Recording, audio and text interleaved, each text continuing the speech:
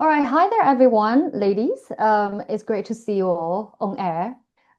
This is the Empowering Women in the Age of AI panel discussion with women leaders jointly held by World Economic Forum and SMG International. I'm a host from SMG International. My name's Jessie Chen, and also we have our reporter here on the line, Siqi. So she'll be observing the session and also answer some of the questions towards the end session. May I first of all introduce all of you? We have Ms.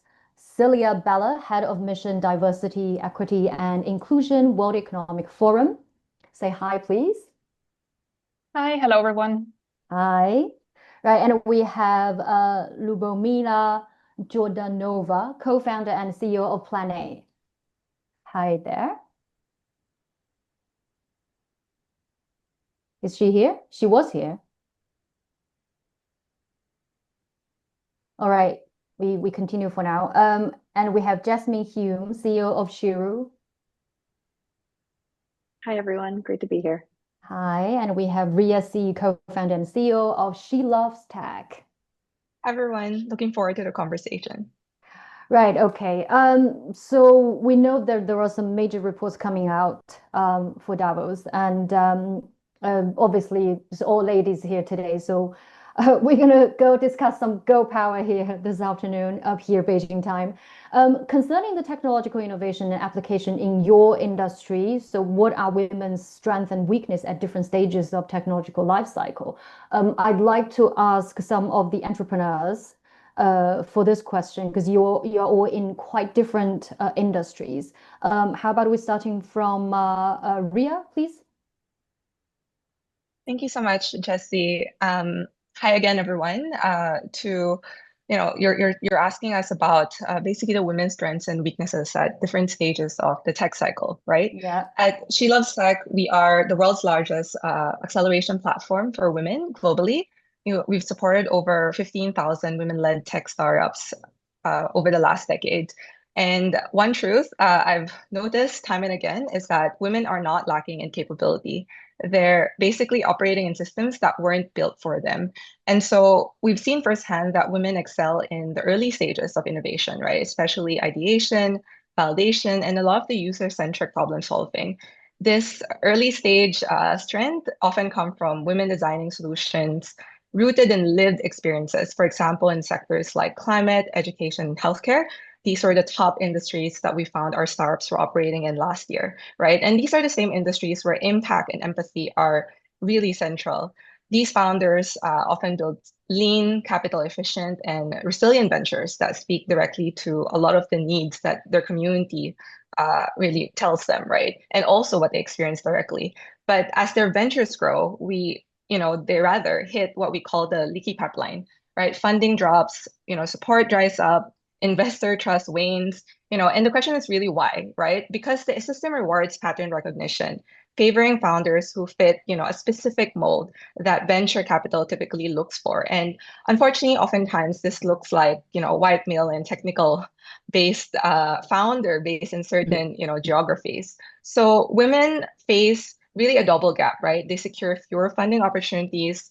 And when they do, the check sizes are significantly smaller.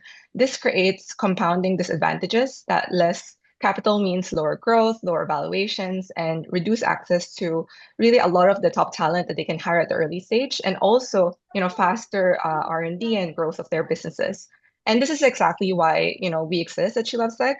We seek to really build an ecosystem that doesn't just celebrate women at the early stage, but actively finds, funds, and scales innovation from start to scale, right? So we provide a lot of investor matching, accelerator support, and visibility, and really bridging the investor and the founder community together. Because good ideas, are just ideas if you don't fund them, right? They remain as ideas, and they will never be able to really impact, people and society.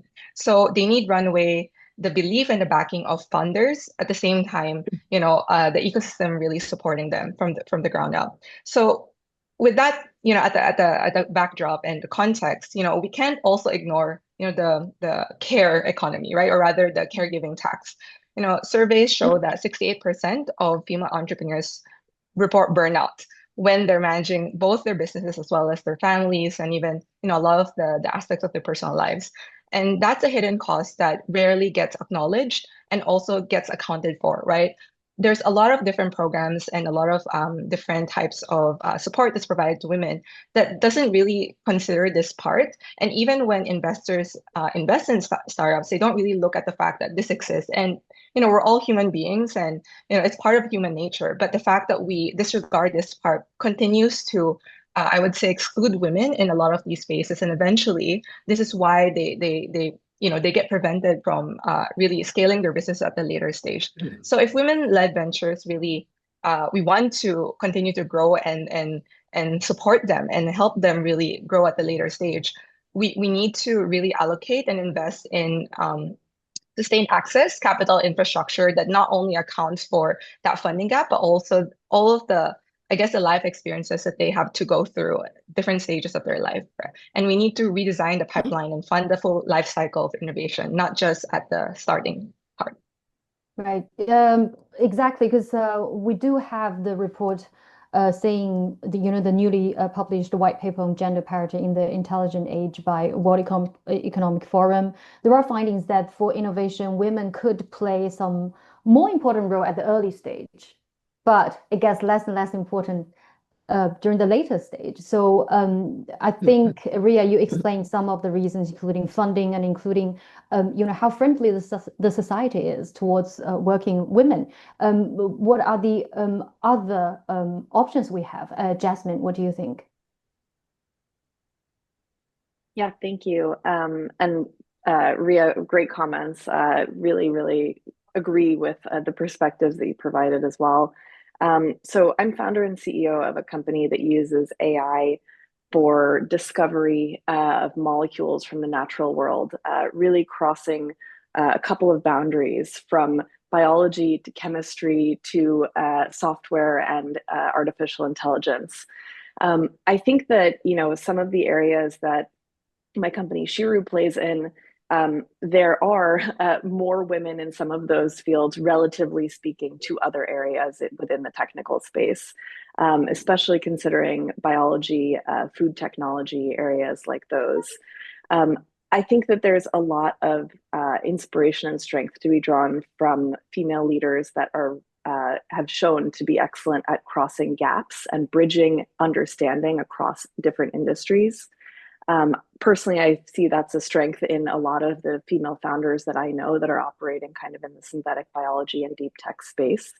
The implementation, as well as creating roadmaps that are technically reasonable, feasible, is really, really important here as well. How can we set expectations where these companies are able to deliver in a way that actually increases the confidence of their shareholders, investors?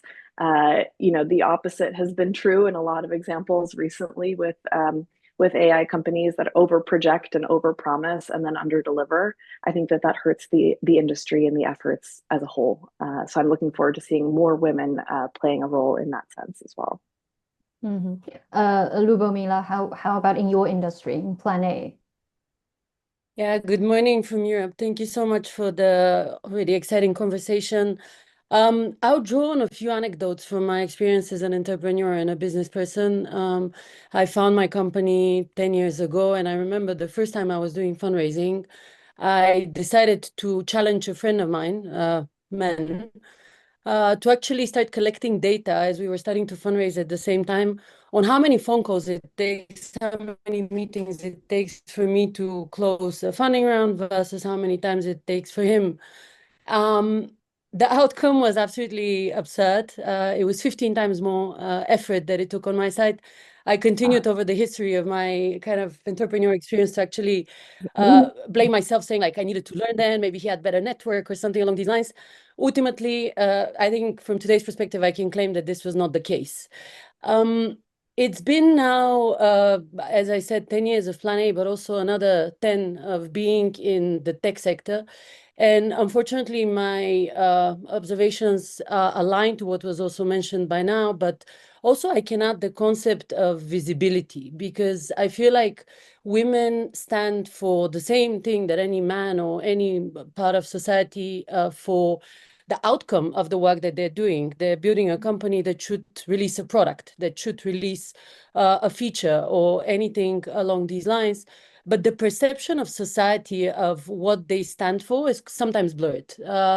Another anecdote from a few years back was when I was speaking to a venture capitalist when they said, oof, I'm tired of receiving all these pitch decks from women about femtech products, anything to do with the body, anything to do with, and you're just listening to that while, you know, on the other side is sitting someone that is building an AI decarbonization, complex tech product for all sorts of corporates. We need to start educating, and probably this feels like kind of a repeatable message. A lot of parts of our society, including women, that we're all on the same boat. It's technology that is allowed for people to develop, scale, commercialize, and who is leading the pack to get the package to be delivered to as many people as possible. It's not dependent on nature. It's not dependent on the fact that I'm a mother, that I have a daughter. It's really dependent on the fact that you have the capabilities and the enthusiasm to push this forward. And I'll finish off by just saying that I think we need to rethink the design of the system, because everything that was mentioned up until now by Rhea, by Jasmin, how society pushes forward not only women but also men, how men perceive women, what is the competitiveness edge of any of these against one another, should be in a way eliminated. It should be really teaching people to know that ultimately it's about having eyes on the prize. It's about the outcome of the work that you've started a few years ago or a decade ago. Mhm. I mean, I 15 times more of efforts. Um, I think we've all gone through something like that in various different industries. Maybe there are stereotypes that women are more good at communications or good at administrative jobs. So it's more of arts side rather than science. So when we talk about AI, talk about STEM jobs, it seems like women are weaker than men. But sometimes even I am in a communication industry. I am doing something I think I'm good at. I could still go through something like Lubomila just mentioned. So Silja, what do you think? What is your take? Is it pure just the gender thing? Or actually, naturally, women do have this weakness and we should face? So thank you again for this invitation, Jessie, and really fascinating to hear your insights, Rhea, Lubomila, and Jasmin, from your direct experience, you know, from having founded and scaled your companies. What we can bring to this conversation, I think, is more of a high-level view. So we look at the data across industries, across countries. And while, Jessie, as you mentioned, there are definitely still those stereotypes around, this is absolutely not what we see in the data. And, you know, it's important to not only look at this in the context of the innovators, but then also later on, when we look at women working in STEM jobs across industries, we see this drop off. So we start with a fairly high level of education. Fair enough, there's still a gap. There's still a gap in terms of STEM education, but women increasingly acquire STEM skills. And what we observe and what we need to pay more attention to is that there's a massive drop-off from women graduating with STEM degrees to reaching the C-suite. So already there's a drop-off between women getting a STEM degree and then taking their first STEM role. And we end up with you know, just under 30% of entry-level representation of women in the STEM workforce. Once we get to the managerial level, we're at 24% of women in STEM roles. And then this halves again to 12% at the C-suite role. And so there must be something else in the system that is hindering women from applying the skills and all the knowledge and everything that they've acquired in the STEM workforce. Yeah, so we need to be paying more attention to what are those bottlenecks that are holding women back from rising across the career ladder. Mm-hmm. I do have the data here as well, saying women's presence in tech fields has grown in the past decade. no doubt about it, but rising from 26% in 2016 to 28% in 2024. So that's extra 2% of growth for that 8 years. So we do see the growth, but it goes so slow that it could be, you know, a variety of factors working. Sometimes to me, I always have these doubts in my mind that overall right now, women still represent less than 1/3 of the STEM workforce. That's according to a major HR platform. So if 1/3 is not enough, how many percentage should women take that shows the industry is absolutely equal towards different genders?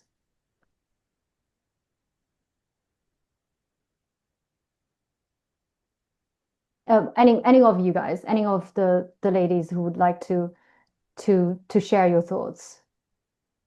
Maybe I can have half and half. tackle. Yeah, please. Do we have to have half and half women, half men, half to show that we are absolutely equal? I mean, obviously that's the goal. I think that's what we are hoping to work towards, but I think that's a long way to go, right? And I think the clear thing to kind of highlight from what you said is that there's only been a 2% rise over the last, what is it, like decade.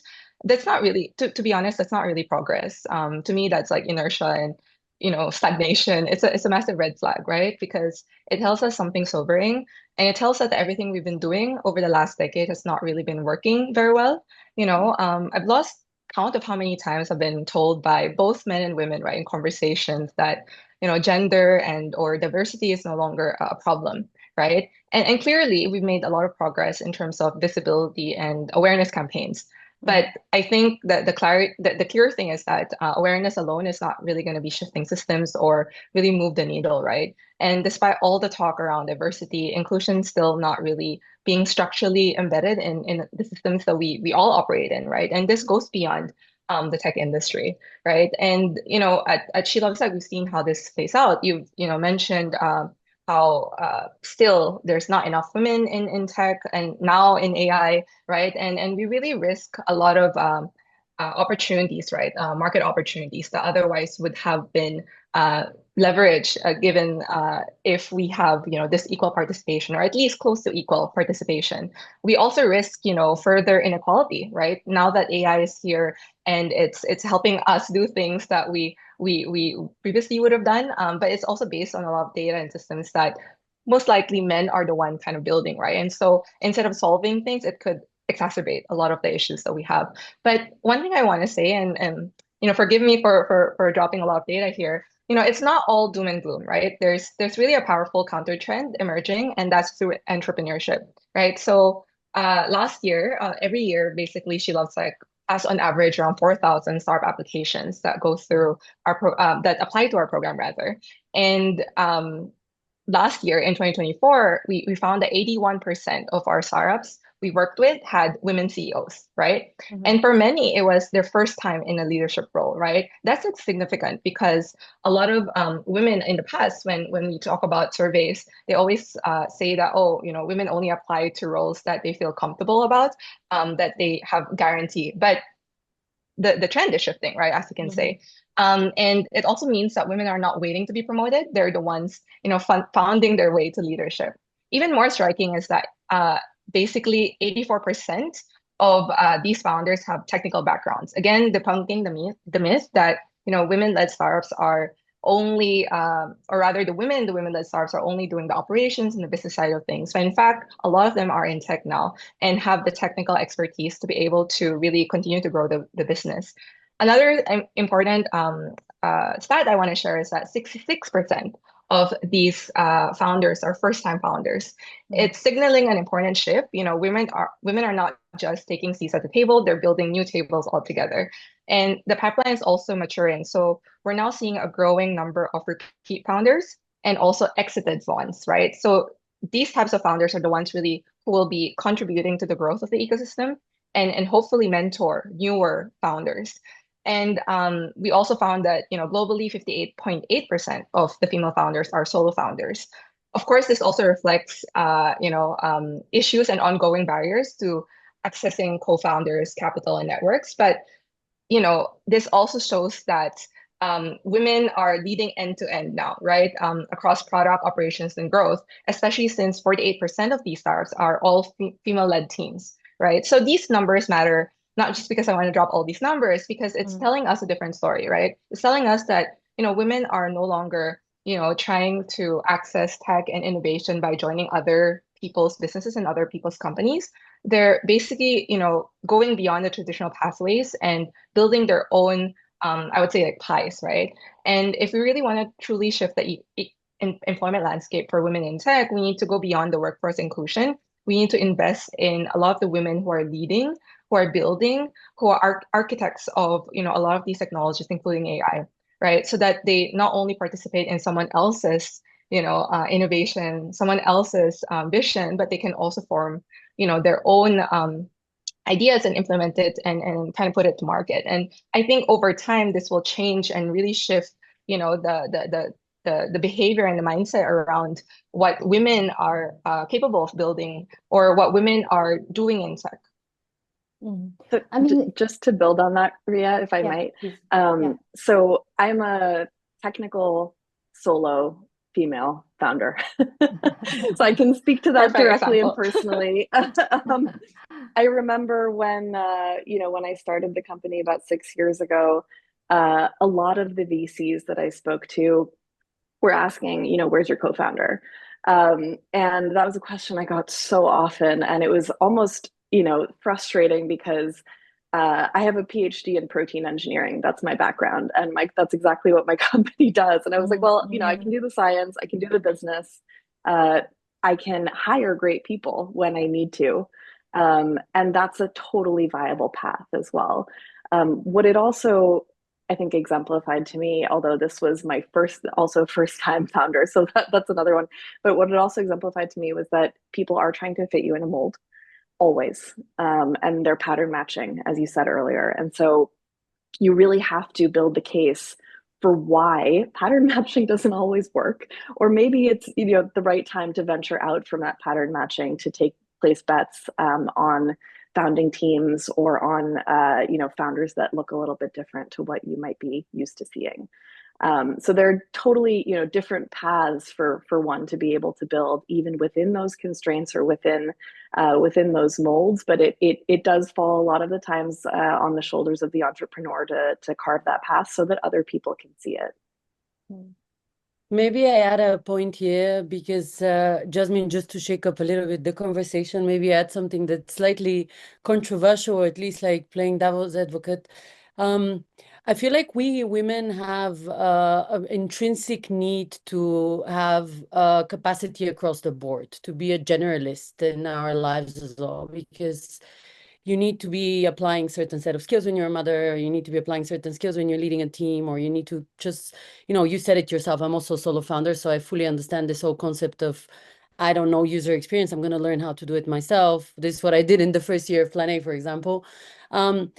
Down the line, actually, I've learned that one inclusive way for us to be better understood is if we allow for others to come with their skills. And now I'm removing the devil's advocate, Jasmin. It's really like being able to hire these great people that are always going to be better than you in a particular skill, making sure that the fear of a lot of investors or just shareholders, stakeholders is eliminated about the fact that you, with your 24 hours and with a limited capacity to have emotional buffer to anything that happens to you, will try to solve it all. And I also found my company as a solo founder. Down the line, I found incredible collaborators that are now the key kind of pioneers driving a lot of the managerial activities in the company. And it just gives you a little bit of a sense of relief. And you also see that your conversations with investors, for example, make a big difference when they don't put all eyes on you across the board of all topics and responsibilities. The second thing that I want to mention, building upon what Silja mentioned about the report outcomes, is that there's this maybe element that there's no, at least to my perception, maybe there's other examples from across the board that could be mentioned, where the transitional points of a career are not supported by these gatekeeper networks that usually I would say from my experience, men often have a lot of access to. When you're doing career switch, when you're doing a gap year, when you're doing something that is along these lines, you're left to battle by yourself. And I think this is where a lot of focus on a governmental and also business level should exist. I think we can't hear you for the last bit. I'm just saying that okay. governments and the shareholders should also be there to support these kinds of transitions. Silja, what is your point of view? Because you did mention a very important factor that a STEM background is regarded as a very crucial to work in the field of AI, and you touched upon the topic of education. So, what can be done to further enhance women's participation in STEM education? So, what is your suggestion? And also, all of our guests, typically in your industry, what do you think? How important education is, especially for you to hire your future employees. So I would say, of course, STEM education and STEM skills are an important factor in building a career in the tech field and in the field of AI. And we know of several successful strategies that are helping to increase the female STEM talent intake. And some of them have already been mentioned by my co-panelists. So this is about creating visibility for role models. It's about breaking down stereotypes. It's also about providing access to early work experience. So bringing students that are still at school already into companies and giving them a real hands-on experience. And also creating mentoring opportunities with senior people that are in the industry. Now, the good news is that the female talent pool for AI specifically is actually growing. And the pathways for picking up AI skills have become a lot more flexible than traditional STEM degree programs. So, for example, the proportion of female AI engineering skill listers on LinkedIn grew from just over 23% to just under 30% in 2025. So 23.5% in 2018 to just under 30% in 2025. But like we were already saying, I think it's important to come back to the bigger frame, right? We need to widen the frame when we're thinking about career success in general, and to really think about the entire trajectory all the way from STEM education to the senior leadership representation. So STEM education is a starting point, but then we need to look at why is female talent dropping off across the pipeline. And as I was mentioning already, we have this big drop off from graduation to the first job, plus then at various other points in the career. Maybe just one final point. This is a really, really big picture point. But since we're talking about education, in our Global Gender Gap report, we measure the global gender gap according to 4 dimensions. One of them is health, one of them is education, one of them is economic participation, and another one, political empowerment. And if we look at the big picture patterns over the last almost 20 years that this report has been published, what we see systematically is that the gender gap is almost closed when it comes to education. We're at over 95% of the gap closed. But then once we move into economic participation, we land at just over 60%. So there is a massive drop-off from the parity in education that we're seeing, the skills and the education that women are bringing into the labor market, to then actually having equal opportunities in the labor market. So I think this is the bigger picture point that we should keep in mind when we're talking about STEM education. Mm-hmm. So then I have this question for all the other entrepreneurs, because you are the leading women in the industry. You're all from different industry, but all related to AI or say STEM. So are you hiring enough women graduates whose background is related to, say, a Gen AI or AI or engineering? How, because you've been creating your business and doing your business for years now. You're not just starting now. So you must have witnessed all those changes during the years as well.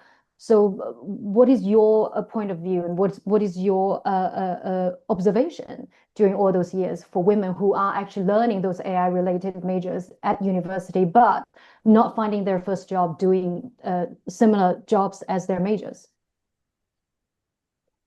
Yeah, I can speak to that from our point of view.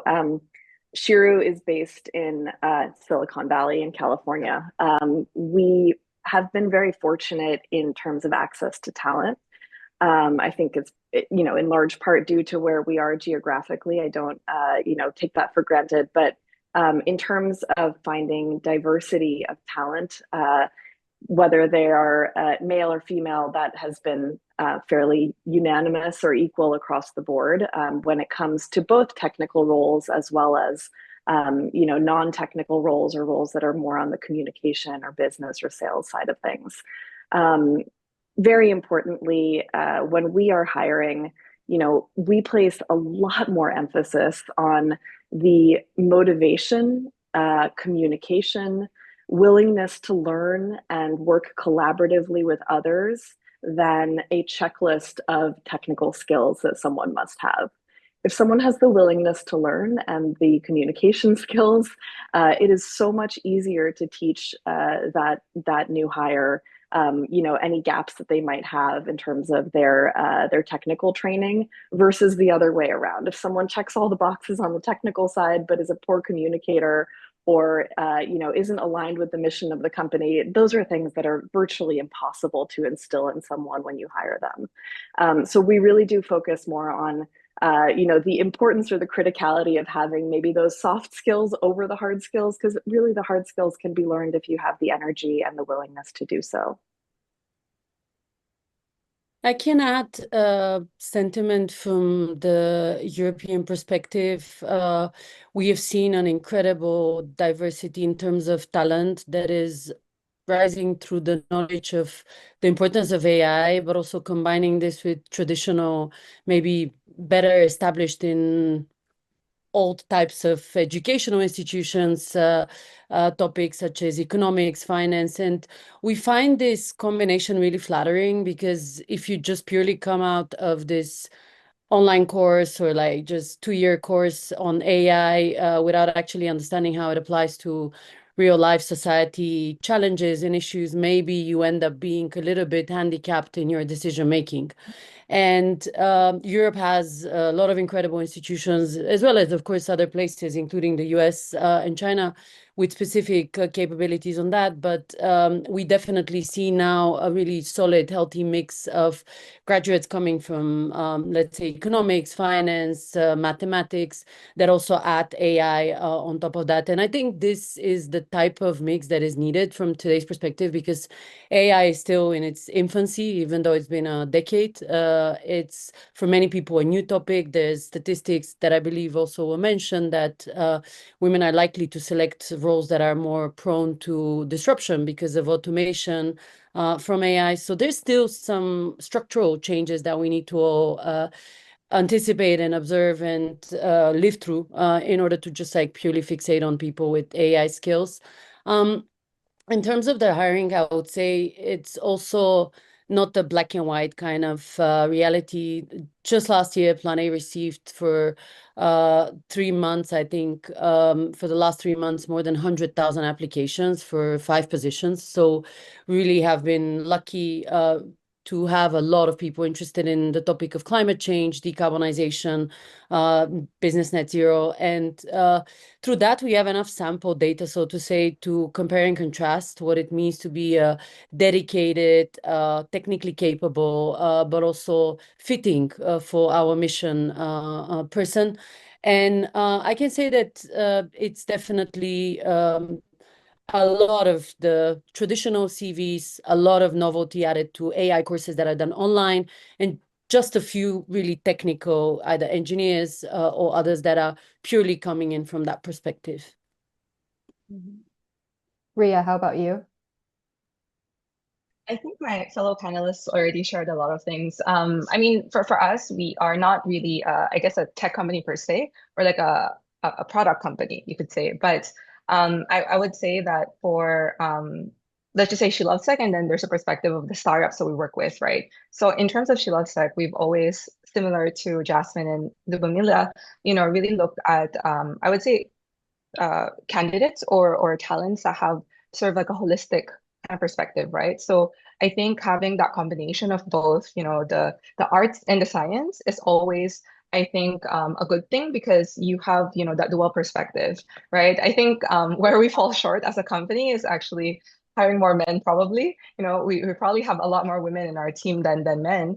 And that's something as well that I think it brings a different type of I would say like different type of like ideas to your team, right? If you have like that gender, that cultural background kind of difference, and that diversity in the team. Having said that, when it comes to the startups that we work with, I think that for a lot of the startups, so obviously we focus on women-led startups. So a lot of our startups have at least one female founder in their teams, and or maybe they have all male founded teams. However, they have a gender lens approach in terms of the businesses that they're building. And so some of them inherently, when they come to us, already have that sort of diversity built into their teams. But increasingly, of course, some of them also struggle in terms of hiring, let's say, AI talent or tech talent that are of the female gender, right? And so they always come to us as well. And what we're able to do, I guess, as a platform is create opportunities for different talents to come and meet. So let's say we have like aspiring founders who come and attend various events or programs that we run, and that's where they're able to kind of meet as well, right? It is an ongoing effort, I would say. Like a lot of the startups, not all of them like find it easy to hire whatever talent that they wish, depending on where they are, right? I think geography still plays a part, right? Depending on where you are. For example, I'm headquartered in Southeast Asia. I would say that Southeast Asia in itself even is not also equal in terms of the education and also the training when it comes to tech. And so I think it's about visibility and opportunity. And so what we do is try to provide a lot of that face time, right? And we also tell all of the founders that if they need help, they can come to us and to try our best. So for example, just to give a small anecdote, we had a startup who joined us. Actually, one of our early founders in 2016. So at that time, they were a dating app, actually, right? And the founder was an emotion analysis expert. So, she had access to a lot of like emotional data, sorry, not emotional data, rather like data of emotions, right? I'm not sure if I'm calling that correctly, but as a coach and expert, she had all this all this data on her fingertips, and she decided to do like a voice dating app with that. And after working with her, we realized the opportunity, right? And so we introduced her to an AI expert who then became her CTO and now like chief AI scientist. And over the years, they've pivoted from that original dating app to now basically a sentiment app, like a voice AI app that can detect all ranges of your emotions within 8 seconds. During the pandemic, they pivoted and actually became a mental health startup. So they're now able to detect and prevent, I guess more severe kind of mental issues later on, because at that sort of like the first interaction with AI, they're able to tell whether you have like that risk or you're already experiencing certain types of emotions. And so they could maybe recommend certain interventions or kind of help you like manage and cope with your emotions. And so I think as a platform, that's what we can do, right? Kind of look for those opportunities and make introductions and see, what kind of, I guess, innovation and what kind of progress can come out of that. I think our observer, our reporter Siqi has observed quite a lot. I do have this question. So actually, a major HR platform suggested that women are more likely to hold roles disrupted by generative AI and less likely to experience augmentation. So, in your experiences, what is your opinion towards this founding? I think both of us, Chen Xuan, both of us, we're journalists. And then we can really say to that because we're more communicative than we're creative. In the age of AI, people could really say that. I mean, like if Chen Xuan and I could just like leave the panel and have four guests speaking because all we're doing is really prompting people to speak. I think it's already been discussed in the panel that in the traditional mindset that men seem to hold jobs that are more creative and women seem to hold jobs that are more likely to be communicative. But then like what we already discussed, communication is an extremely important part of the skills that an employer might be looking for. It's not like let's check all the boxes and then we could just go. I think in my experience, I had interviewed CEOs and the heads of the tech departments of automobile industries. Every single one of them, like that I interviewed here in China, were men.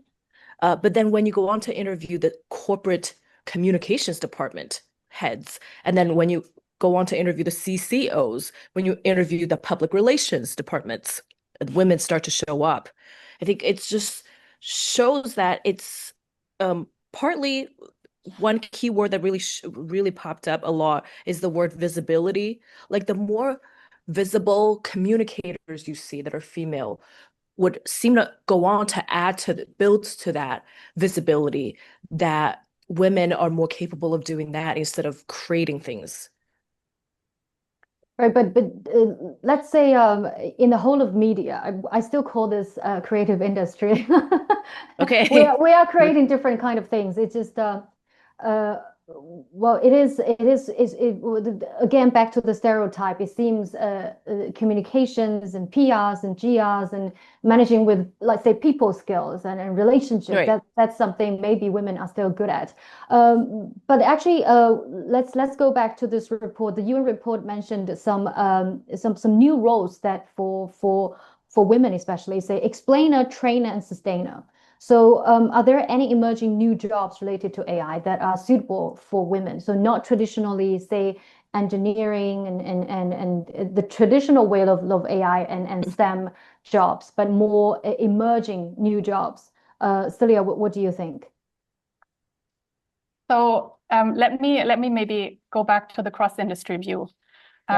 If we look across industries and we look at women's representation in the workforce, there is currently a clear pattern whereby women are overrepresented in industries that you might call more people-centric, and they are underrepresented in industries that are more STEM heavy, so to speak. So more technology, infrastructure, engineering, those kinds of industries. This segregation is an issue overall for creativity, for innovation, for productivity, for economic growth overall, no matter what industry you look at.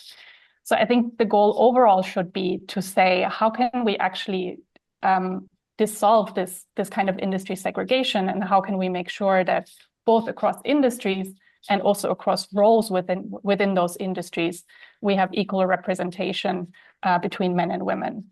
Now, we're starting with this segregation, and as you were mentioning just now, the AI comes into this, and we're seeing women's roles disproportionately being disrupted, and men's roles disproportionately being augmented. So the trajectory that we're currently on is one that is exacerbating some of the segregation that we already have. And I think we need to be very vigilant of this. I mean, this is we're seeing this across industries, across 75 economies. It's maybe something that's still very difficult to see from the point of view of any individual company, but the patterns are quite striking once you take this macro view. And so I think there is a risk that we see roles being even more divided, and I think we need to do everything to counter this kind of trajectory. And make sure that we get equal representation across the board. Mm-hmm. So any of our guests, what is your point of view? In your industry or company, are there any emerging new jobs related to AI? Maybe just a short one to add. I think to Silja's point, I think the goal is to remove the segregation. Unfortunately, we are, this is the environment we're living in right now, right? So on one hand, if I had a magic wand, I would want to really address this at the early childhood education, right? From the home, right? We need to educate both parents and the children, or rather not necessarily educate, but kind of expose them, right, to the different options available and the different types of roles and skills and, all those things without bias, right? But that's like a magic wand kind of solution. Now, with the current world as it is, I think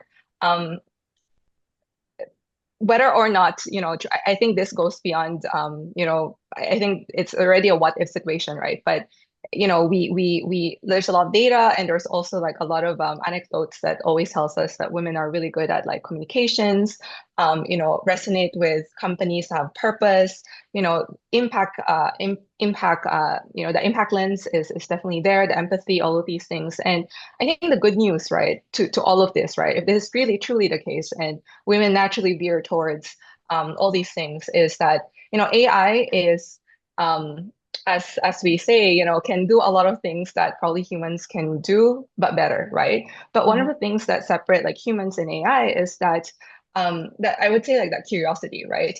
I was having a conversation with someone the other day, and just for that conversation, I had a light bulb moment, and I realized that actually the skills that probably will be valuable in the future, right, in a world of AI where like AI is really everywhere and we're using AI, is a lot of the skills that we lost in our childhood, right? So before we, let's say, lost our innocence and rather before we basically we lost our innocence and we were a child, we were all living in the present, curious, constantly, thinking about things that without logic and rhyme, and just trying and testing things all the time, right? And this is where like true innovation really comes from. And I think that these things probably could be a strength of women, right?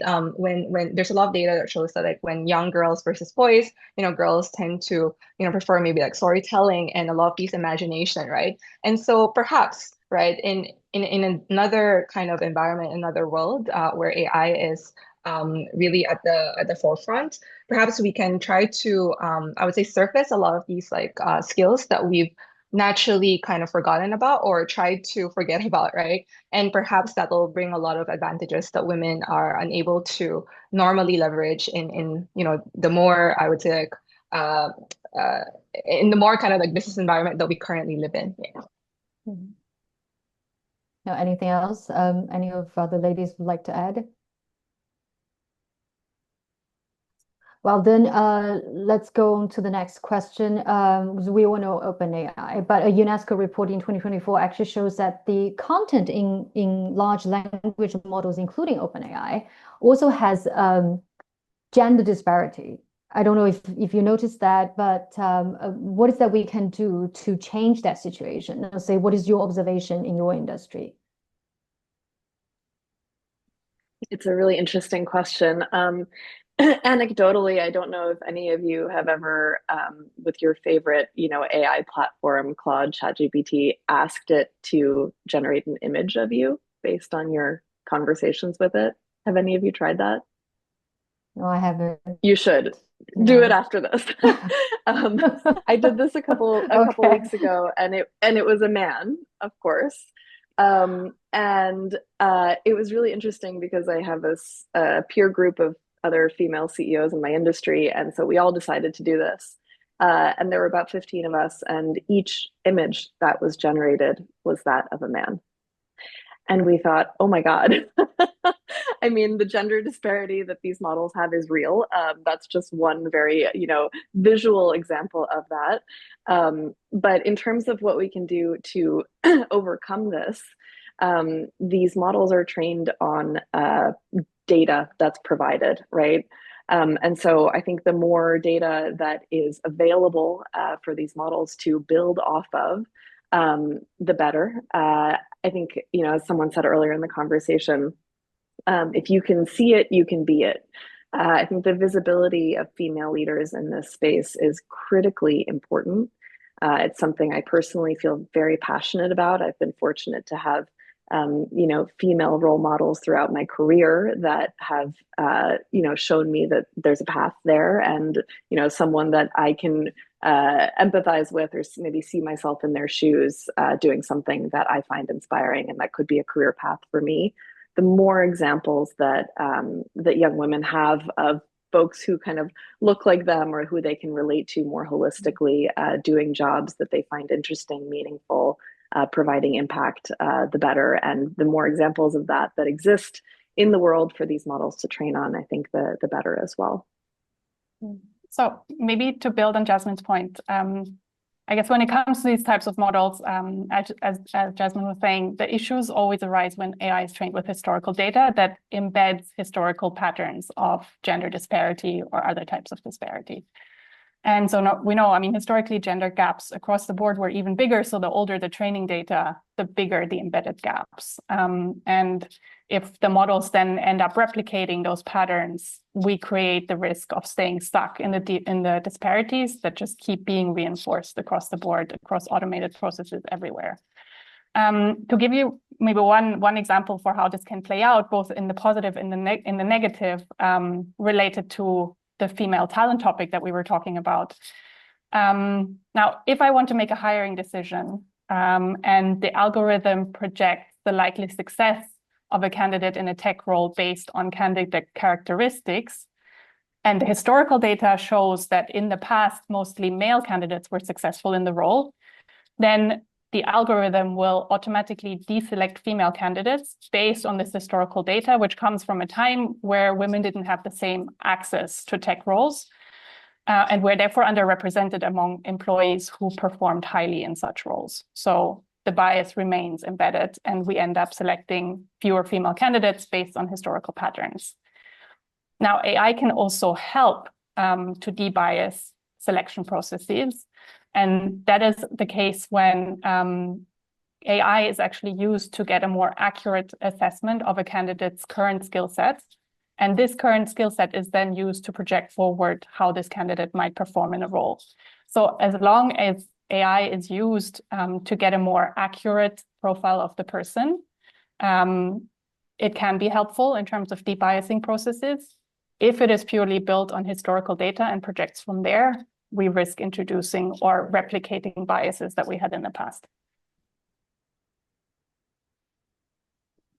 Right. Any other opinions? Anything else? Right. Okay. So I was just always thinking that when we talk about how women can break the glass ceilings of, everything we've gone through, we talked about even something we're good at, say the movie industry and communication skills and all that, when we've been breaking glass ceilings all the way. And now it just has moving on to STEM and AI industries. But we couldn't discuss this without really talking about how the whole society, can be friendly for women workers, because we are the one getting the questions. How do you balance work and job? Men don't get that question. We do. Women do intend to go back to the families, say most of the cases. And we do, especially, well, to me, after I had my daughter, I do have, a lot of things going in my mind, and maybe taken half of my head. It's all about how she is today. And I've been working, but I'm thinking about her all the time. And Siqi, who just had a baby. It's like we have to divide ourselves. We can be someone great at what we do, but again, we can't really give up family. We can't really ignore our kids. I think that's quite different with men. So in that case, how do you think we can build any country that in the process of building a childbirth friendly society, how can we do better as entrepreneurs also, and what is the responsibility the corporate should shoulder, and also how women can benefit from it and try to add more value to it?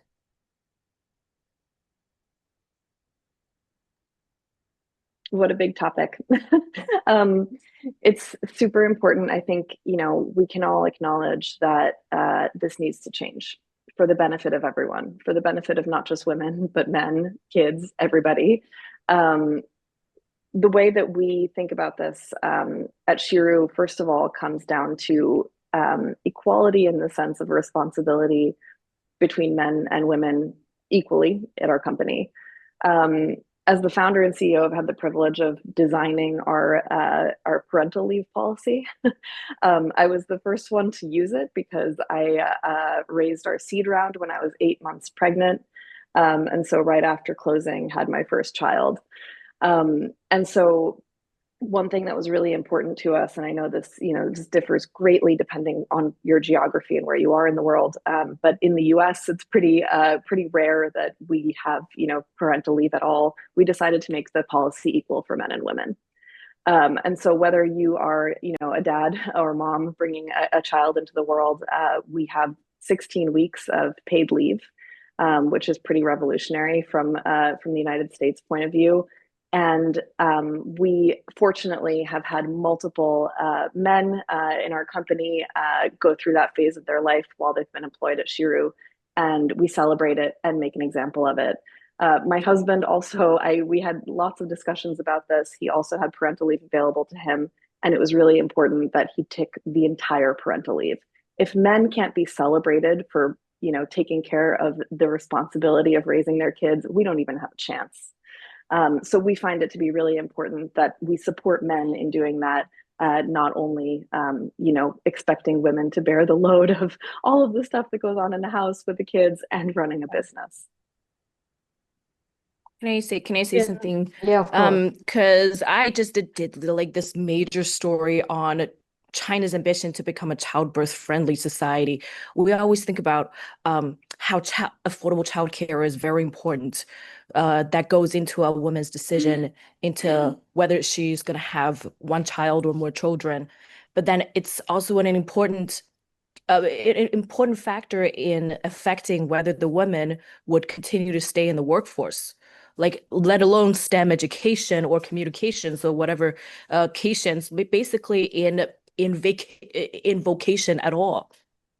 Like what you just said, Jasmin, that supporting men's roles as this family caretaker is extremely important, because you can't have a childbirth-friendly society that gives women like affordable childcare, so that she can go ahead and say, oh, now if I have affordable childcare, I won't have to think about having to leave my job, even though I'm doing very good at it. While men don't have to go on to ask themselves the same question. Right? We always feel like affordable childcare. Let's give affordable childcare to women so that women don't have to leave the workforce. We need to also ask ourselves why traditionally, seemingly, less men had to ask themselves the same question. Should I leave my job in order to take care of my family? So that just shows that there's this societal expectation that's basically leaning this way, that puts a disproportionate amount of the burden of childcare on women as opposed to men. So I think that society-wise, if we want to support women, basically building a society that is more friendly for women to stay in the workforce at all, we need to also not just like we need to take men into consideration. We need to support men's roles and push men's roles as fathers, as child caretakers, and also as family caretakers. If I can add to, go Sia, speak after you. Sorry, no, go ahead. I can come in after. Or no, okay, Yeah, I can I go. just wanted to build upon everything that was mentioned. This is the moment. So I would say we are, or a lot of people are still talking about this as a gender parity issue. I would say we need to emphasize this a lot more as an economic issue. Like this is a question of economic growth. And it's important both at the macro level, at the economy-wide level, as well as for the competitiveness of individual companies. So if we have a functioning care system, we will have greater labor force participation from women. We will have, more innovative labor force, a more creative labor force, which is all going to ultimately reflect in how a country does on economic growth. And in this current situation where we have low growth, I think let's use it as a tool to actually revive economic growth, right? At the firm level, we also have evidence that people think about it way too much, putting in place a care infrastructure or an arrangement that supports caregivers is a cost. It is not at all a cost, it's an investment. And we know by now what are the returns on this investment. And they come through mainly as in the form of reduced turnover and just a better retention of female talent. And this is real money. So if we're not investing in this, in the care infrastructure at the economy level and at the company level, we are actually leaving money on the table. And I think this is something that needs to be much more broadly known and talked about. I would add up to this from the perspective of what we've seen with Plan A. We really have considered what makes most sense for our team members, but also what is economically viable and respects the role of parents, but not only women and also men. I must say I fully align to the fact that men need to be celebrated as also caregivers. If it was not for my partner, I don't think the first stage, first days, first months of taking care of my daughter would have been possible. With a busy agenda, you can't just switch off, and you obviously want to be there 100% for your child, but you also want to be understood. And this emotional balance leads also to you being more, I would say, effective with the way you think about, priorities. And I must say, it's just fascinating to see how much actually even legislation has moved, allowing for men internationally to be included in this whole process. Because I remember speaking for the first time to my mother about her parental leave, her maternity leave, and there was no case where men actually would have any time off. So just bringing myself back to the point of what Silja said, being more kind of practical about the economic value of it. I think supportive environments must normalize like non-linear careers, because we don't live in an era where by the age of X, someone is delivering a baby and then they will be back in 6 months. I've had my co-founder for his first, and he's male. He joined me as a co-founder 3 years after finding the company, and 2 years later he had his first child. He prolonged his paternity leave 3 times, and we actually had the legal setup, so to say, to respect his decision to be more close to his child. We have team members from all across Europe, and legislation varies quite significantly. In Sweden, for example, you can take simultaneously with your partner the paternity leave, and a mother and a father can be equally as available for these precious first moments. And we've had to battle a little bit, exactly as Jasmin was saying, to design a policy internally that respects what's happening internationally, but also respecting the cocoon of the culture of the company. I think we have a long way to go. I think women still get marginalized significantly with the fact that they're the body that brings the infrastructure, so to say, allowing for a child for its first months to be okay. But still, I would say there's good examples to draw on internationally. Now, Rhea, what do you think? I think they've said most of it, and I agree with everything, and especially with what Silja said. I wanted to actually say that I think that the problem with the issue of maternity, childcare, childbirth is that it's always rooted in this gender norm.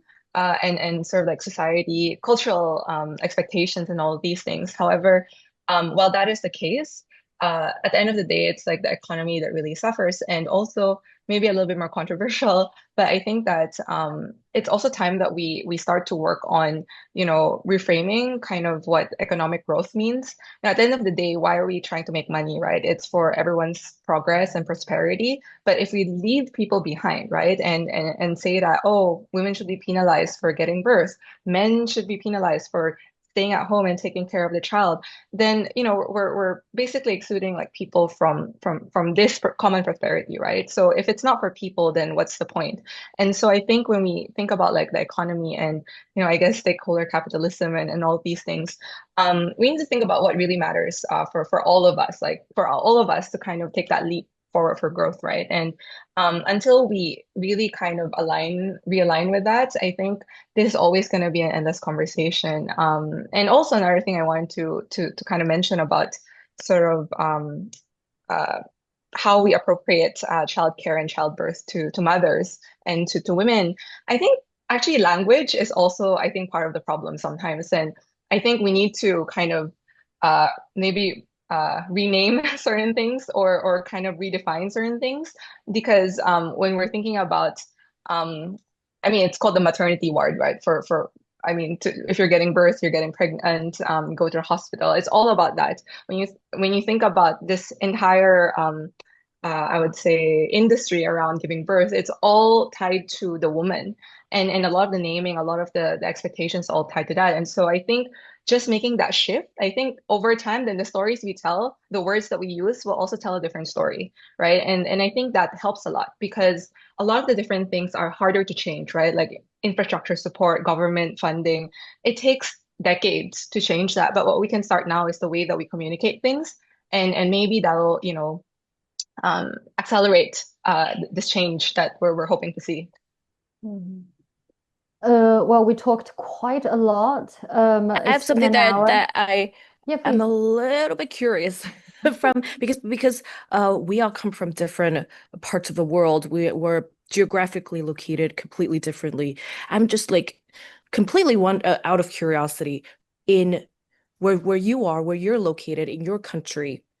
Would employers in general, like completely on a general level, not pertaining to your company, but also just like employers, would they consider women employees more potentially having more potential to be bothersome than men employees? Like, for example, Lubomila, you're a mother. We have a lot of mothers here. We think about sometimes traditionally employers think about women employees as well, she's gonna I mean, anytime if she has two kids and a dog, anytime any kind of scenario happens to either of her kids or her dog, she's gonna leave her job. She's gonna say, I have to take the day off because my daughter had COVID, because my daughter has to come home from school. What do people do in your countries? Maybe I kick us off by just mentioning that there's always ways in which you can penalize someone for being different or for being at a different stage of their life, be it a mother, be it having a child with disability, having a disability themselves, coming from a different gender, geography, and so on and so forth. So I think marginalization is just if unbiased, probably would go other way.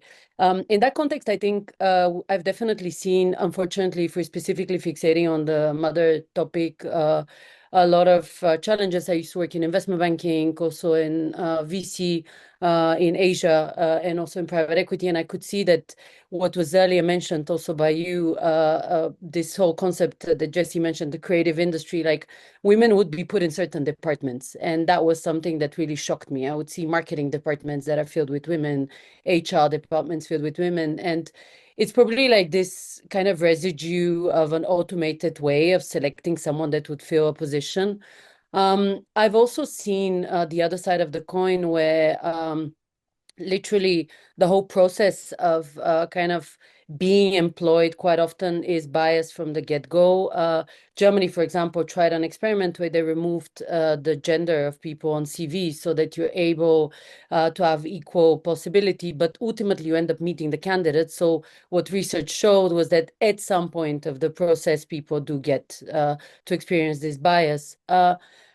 I would say today, probably the tech sector has tried to pioneer an approach of diversity and inclusion that is a little bit more aligning to what Sia said, don't leave economic value on the table, because by being more inclusive, there's clear evidence that the results are more beneficial for those that are more flexible. We have in Plan A developers and other types of team members that have refused actually to work from the office, have also said like, look, I am with these top skills, I am with this top credibility and credentials.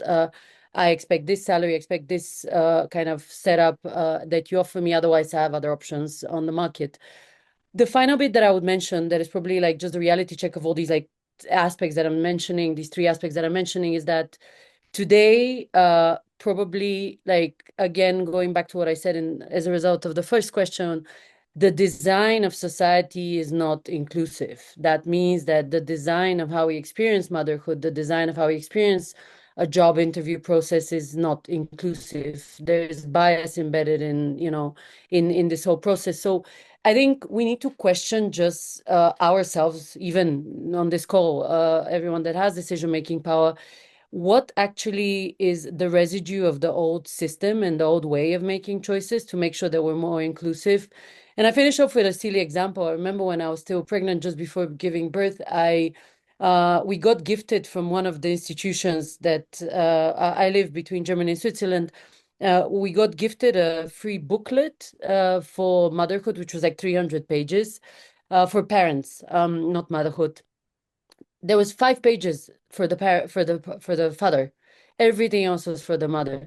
This very practical small example of how you can actually, like, think of one simple element that is connected even to the hospital that is already making it difficult, let alone like reintroducing women after they were pregnant, after they've given birth, and so on and so forth, back to the workplace. Can go on for a long time. I've thought about this quite a lot because I think we have significant challenges to deal with going forward. But again, good example, still systemic issues across the board of the process.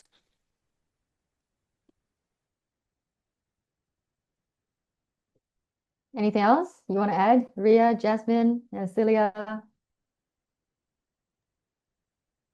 I mean, just I think it's actually universal. I mean, I think other countries have maybe better policies and regulations around this, but I think it's probably a universal issue.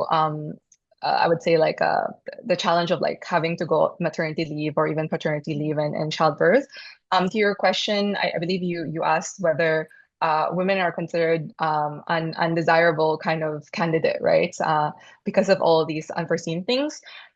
I would say yes and no. I would say let's say no first, right? I think because of increased awareness and again policies and regulations, things are vastly improving. I think there are policies and regulations like against kind of asking personal questions, right, when you're interviewing them.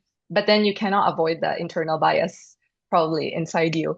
And maybe giving a different anecdote in terms of not just hiring but also investing, right? A few of our founders, I mean, we exist still because there are a lot of challenges that women face, as entrepreneurs. But even I still get, shocked all the time, even though it's the same story, because I always kind of ask myself, still, but basically just a couple of years ago, like one of our founder in Singapore actually, basically just told me that she was really worried because she got unexpectedly pregnant, and before she got her investment from her investor at that time, the investor specifically asked whether she was gonna get pregnant in the next couple of years, and if she was, they weren't gonna give her the investment, right?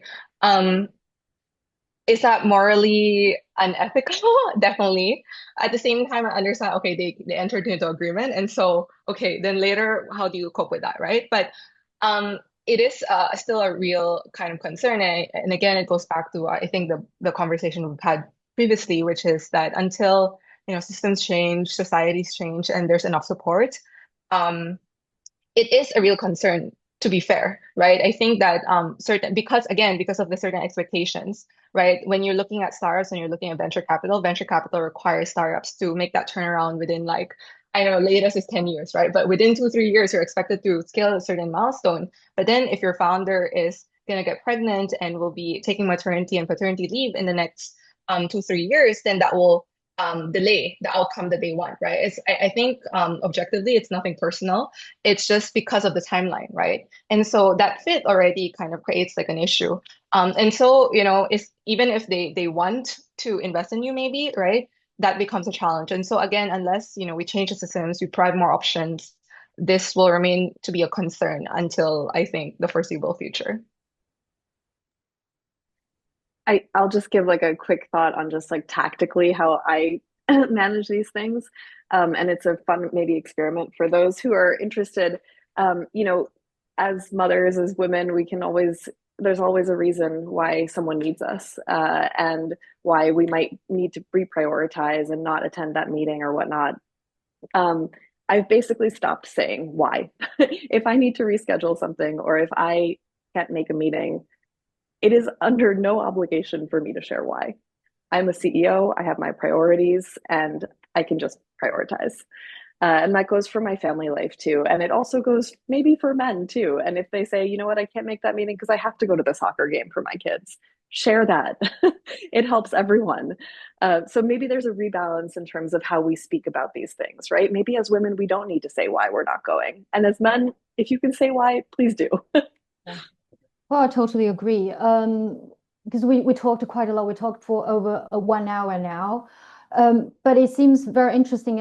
Towards the end, we couldn't talk enough about the identity of women. We can be boss, we can be the creator, we can be the founder of the company. But again, we have our own family roles. Let's say it's only natural. It's not a problem. That's how human being has been built. This is our responsibility. And for the very last question, I actually want to go back to Silja, because I love that how Silja always go back to the bigger picture, to show us the bigger picture and the scientific data. What's the situation like right now? So Silja, can you show us the bigger picture again, just to conclude this discussion, and also go back to the theme that we're not just talking about how women are working in the society, but also empowering women in the age of AI. Let's not forget, we are lacking behind education, so that we're not landing at the right position for women in this specific industry. But this is actually the future. It's going to go on for a long time. So how the women gonna fit back right in those industry, and what's the bigger picture, and what is your expectations? Great. I'd love to go back to the bigger picture. So let's go to the real bigger picture of what we've been seeing in the last almost 20 years of the time that we've been publishing the Global Gender Gap Report. I think what we see in the data is persistent large gaps. One of those large gaps is in terms of economic participation overall. So we need to keep this in mind, that this is still there, and there's still slow-moving social norms, there's still structures in place that are causing these gaps to still be there. That said, we are seeing momentum. We are seeing momentum over the last few years. We did see a big regression on gender parity globally after COVID, but we are recovering from this. So I would say, let's build on this momentum that's in the system at the moment, and let's keep chipping away in all the different ways that we've discussed in this panel. So whether this is in terms of making sure we have more visible role models, more mentorship, more sponsorship, all of these interventions at the individual level will continue to be important. Then there's a second piece about how do we make sure that women get equal access to opportunities, that there is not this drop-off across the talent pipeline, and this holds both for the innovation ecosystem as well as for the general workforce and industry. So how can we make sure that we have fair hiring systems in place, that there's fair performance evaluation, fair promotion criteria?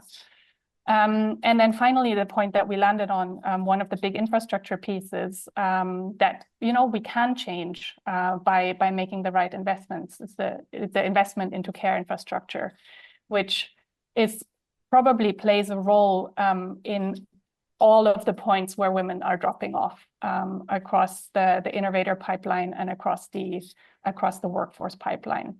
So let's make sure overall that we're not seeing this as a gender parity issue, but that we're really seeing this as an economic issue. We're seeing this as a way to revive economic growth, and let's build on the momentum that we have seen in the last couple of years. All right, thank you so much, everyone, for joining the discussion. I didn't have the opportunity to talk to all ladies in a panel, but now we had this, and just hopefully we bear in mind how important education is, and how we actually lag behind when the women land in their first job, that it's not related to the major, and also what we can do in the whole society, what the corporate can do to improve all the time. All right, then I'm going to wrap up. Any of you have any opinions to share? I actually wanted to say thank you for opening up this discussion, because I feel like as much as we probably amongst ourselves would allow for it to happen, it's not enough. And there's a necessity for it to be spread across the board, beyond the industries that we work in, more like on a societal level, to understand that as long as we cherish all contributors to the building up of a better society with better educational system, with more economic stability, which is not the case at the moment, we're more likely to succeed. not without kind of the option to include everyone along the way in the process. Well, again, thank you very much for joining us, and hopefully I can get to talk to all of you very soon. Thank you so much. Thank you. Thank you for the so much. opportunity. The recording has stopped.